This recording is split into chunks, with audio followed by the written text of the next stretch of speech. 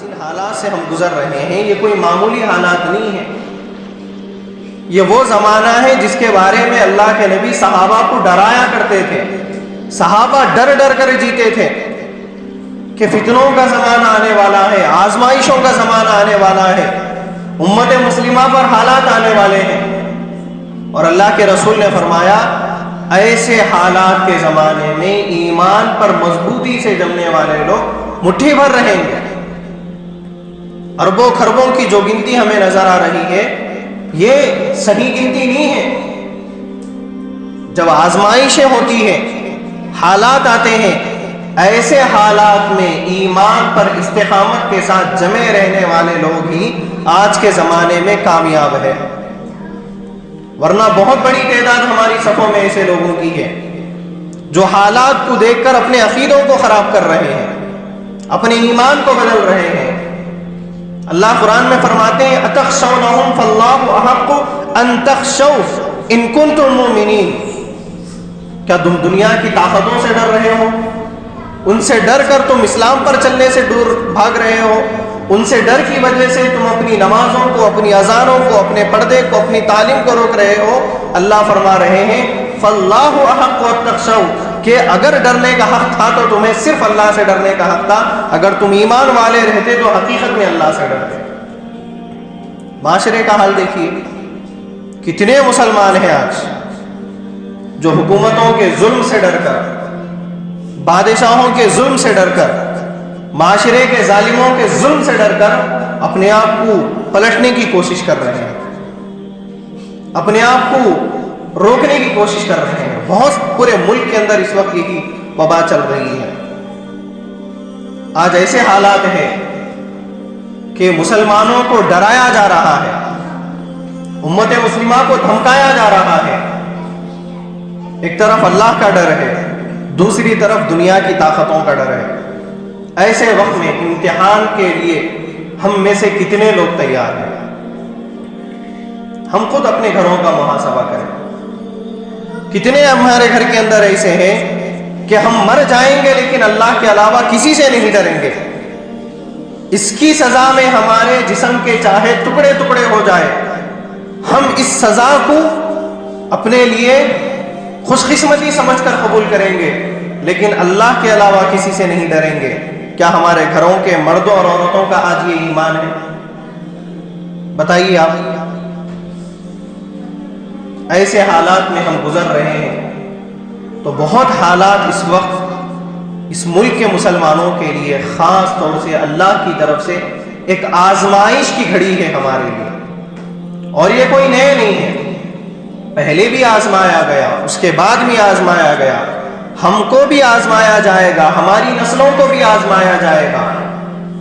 یہ آزمائش اس لیے ہوتی ہے کہ اللہ تعالیٰ دیکھنا چاہتے ہیں کہ حقیقت میں ہم اللہ سے محبت کرنے والے ہیں یا پھر اب تک ہم اللہ کو دھوکہ دینے والوں میں سے تھے.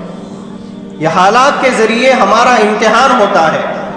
بہت سارے ہمارے معاشرے میں ایسے ہوں گے جن کے بارے میں اللہ نے قرآن میں فرمایا کہ جب کبھی ایمان والوں کے بارے میں کہا جاتا ہے کہ جب ایمان والوں کو دشمنوں کی طرف سے یہ بات پہنچائی جاتی ہے کہ بڑا لشکر تمہارے خلاف کھڑا ہو گیا ہے جو عنقریب تمہیں مکمل طور پر ختم کرے گا, ایسے وقت میں ایمان والوں کی صفت اللہ قرآن میں فرماتے ہیں وَزَادَهُمْ ایمانا. جب دشمن ان کے سامنے کھڑے ہوتا ہے اور دشمن یہ اعلان کرتا ہے کہ ہم تمہیں مکمل طور پہ ختم کریں گے, ایسے وقت میں ان کے سامنے کھڑے ہونے والے جو ایمان والے ہوں گے, اللہ فرماتے ہیں کہ ان ایمان والوں کا ایمان اور مضبوط ہو جاتا ہے اور وہ کہتے ہیں حسبنا اللہ و نعم الوکیل, ہمارے لیے صرف اللہ کی طاقت کافی ہے. کیا یہ ہمت ہے آج ہمارے اندر؟ دشمنوں کو دیکھ کر کیا ہمارے دل کے اندر یہ کیفیت آ رہی ہے؟ ہمیں اپنا محاسبہ کرنا چاہیے. یا پھر اس کے بجائے ہمارے دلوں کے اندر خوف, نا امیدی, مایوسی, نہیں بھائی ان کی حکومت ہے, آج ہمارے دن نہیں ہے, ان کے دن ہے, سب ان کا ہے, تھوڑے دن اپن کیا کریں گے؟ اللہ کے ڈر کی جگہ پہ ان کا ڈر پیدا کر لیں گے. یہ بھی ہے ہمارے معاشرے کے اندر. دو راستے ہیں ہمارے پاس اس وقت. یہ صرف میرے اور آپ کے لیے نہیں بلکہ میرے گھر میں رہنے والی میری ماں، میری بیوی، میرے بچے، میرے بھائی، میرے رشتہ دار، میرے پورے کنبے والوں کے لیے اس وقت دو راستے کھڑے ہوئے ہیں، ایک اللہ کا ڈر، دوسرا وقت کے فرعونوں کا ڈر۔ فیصلہ ہمیں کرنا ہے، ہم اپنی ذات سے لے کر اپنے گھر والوں تک کس کا ڈر اپنے دل میں بٹھانا چاہتے ہیں اور کس کا ڈر اپنے دل سے نکالنا چاہتے ہیں۔ ہم سے پہلے لوگ ہمارے لیے نمونہ ہیں، ایسا بہت سارے لوگوں کو ڈرایا گیا، بہت ساروں کو دھمکایا گیا، بہت ساروں پر ظلم کیا گیا، لیکن اگر ہم اپنے باپ داداؤں کی تاریخ دیکھیں گے، ہمارے آبا و اجداد کی سیرت پڑھیں گے، تو ہم بڑے فخر کے ساتھ یہ کہہ سکتے ہیں کہ ہمارے بڑوں نے ہمیشہ اللہ کا ڈر کے راستے کو چنا۔ اس کی وجہ سے ان پر حالات آئے، وہ استقامت کے ساتھ کھڑے رہے، تب جا کر اللہ نے انہیں کامیاب کیا۔ ورنہ ایسے حالات کے وقت جو لوگ ڈر گئے، قرآن ایسے لوگوں کے بارے میں منافق کا لفظ استعمال کیا ہے، ایسے منافقین پہلے بھی تھے، آج بھی ہے اور آنے والے دنوں کے اندر بھی آئیں گے۔ ہمیں یہ سمجھنا چاہیے اس وقت مسلمانوں کا حال ایسا ہے، ایک زمانہ تھا مسلمان خود لوگوں کے لیے ایک استاذ تھا، ایک ٹیچر تھا مسلمان، لیکن اس وقت مسلمانوں کا حال یہ ہے کہ مسلمان تعلیم سے بالکل دور ہے، قرآن کی تعلیم بھی مسلمانوں کے پاس نہیں ہے، دنیا کا کوئی علم اس وقت مسلمانوں کے پاس نہیں ہے، اور مسلمانوں کا حال اس وقت ایسا ہو گیا۔ ایک زمانہ ہم دیکھتے تھے، ہمارے بڑوں کی کتابوں میں باتیں ملتی تھی کہ مسلمانوں کا جن کے پاس تعلیم نہیں ہے وہ تعلیم والوں کے پاس جڑ کر رہتے تھے۔ ابھی 15-20 سال پہلے کا زمانہ دیکھیے، ایک بڑا حلقہ علماء کا رہتا تھا جس میں ان کے ساتھ ایک مسجد کے امام ہے، پورا محلہ مسجد کے امام کے مشورے پہ چلتا تھا، امام صاحب کی ایک قدر تھی، جمعے کے بیانات کی ایک قدر تھی۔ آج ہم ایسے ماحول میں جی رہے کہ لوگ نہ مسجد کے امام سے کچھ رہنمائی لینے تیار ہے، نہ محلے کے کسی مفتی سے اپنے تعلقات بنانے تیار ہے۔ ایسے حالات میں ہمیں کیا کرنا چاہیے؟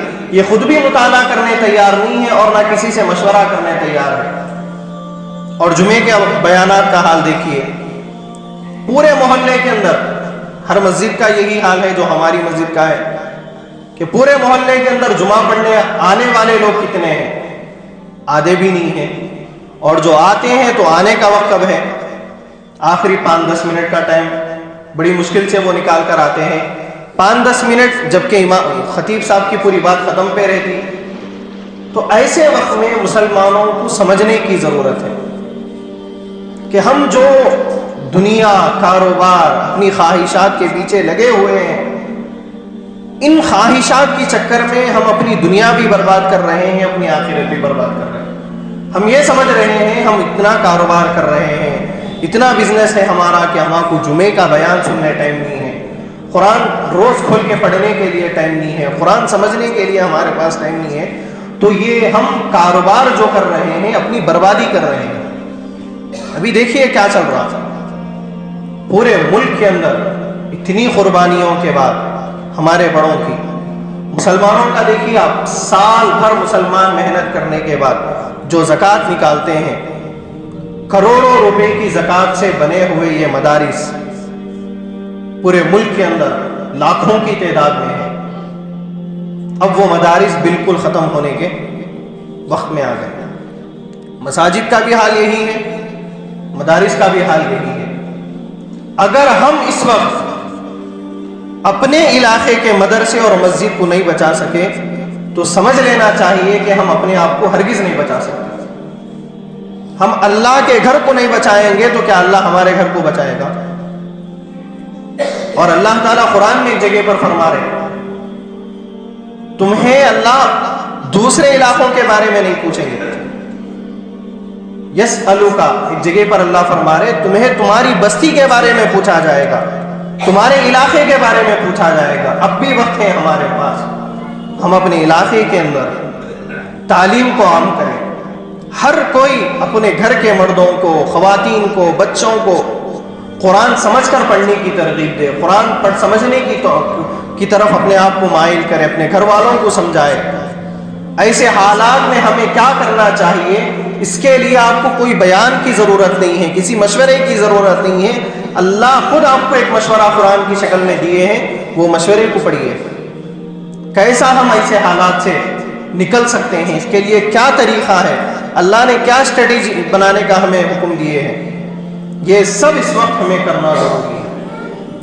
اگر خدا نہ خواستہ ہم ابھی بھی ایسے ہی وہی جو غفلتوں والی زندگی ہماری 20-30 سال سے چل رہی ہے کہ ایک کان سے ہم سنتے ہیں دوسرے کان سے چھوڑتے ہیں، باہر نماز پڑھنے کے بعد پھر ہماری وہی حالت، اگر ہم دیکھیں گے ہمارے حالات، اتحاد امت پہ لاکھوں بیانات ہم سن لیے کہ ہمارا محلے میں جڑ کر رہنا، ایک دوسرے کے ساتھ محبت سے رہنا، اس پہ لاکھوں بیانات ہم سن لیے، لیکن آج ہمارا حال کیسا ہے؟ ہم محلے میں جڑ کر رہنے کی تو دور کی بات، آج ہمارے گھروں میں ہم جڑ کر رہنا نہیں چاہ رہے۔ ایسے حالات میں ہم کھڑے ہوئے تو بتائیے، اللہ فرما رہے ہیں اگر تم آپس میں ٹکڑے ٹکڑے ہو جاؤ گے، تفرقہ میں پڑ جاؤ گے، تو پھر تمہاری ہوا اللہ تعالیٰ زمین سے اکھاڑ دیں گے۔ اس لیے کہ اللہ کو ایسے فرقوں والی قوم کی ضرورت نہیں ہے، اللہ کو ایسا بکھری ہوئی قوم کی ضرورت نہیں ہے، اللہ کو وہ امت کی ضرورت ہے جو محمد رسول اللہ بنا کر گئے تھے۔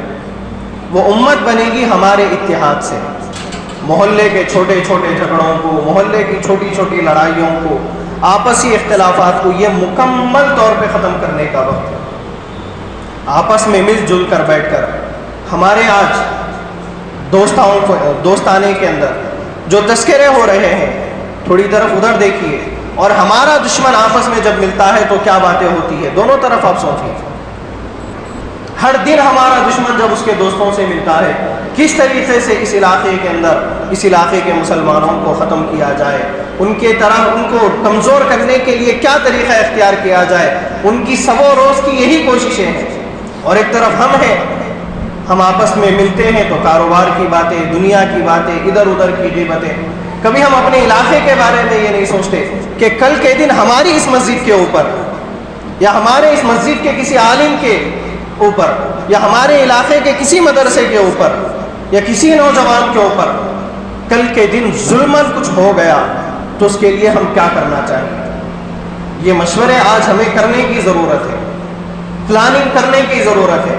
اللہ خود حکم دیتے ہیں وَأَمْرُهُمْ شُورَىٰ بَيْنَهُمْ، آپس میں مشورہ کرو تب جا کر اللہ کی مدد آئے گی۔ اگر یوں ہی جو ہے ہم بکھرے ہوئے رہیں گے تو پھر اللہ کی مدد ہرگز نہیں آ سکتی۔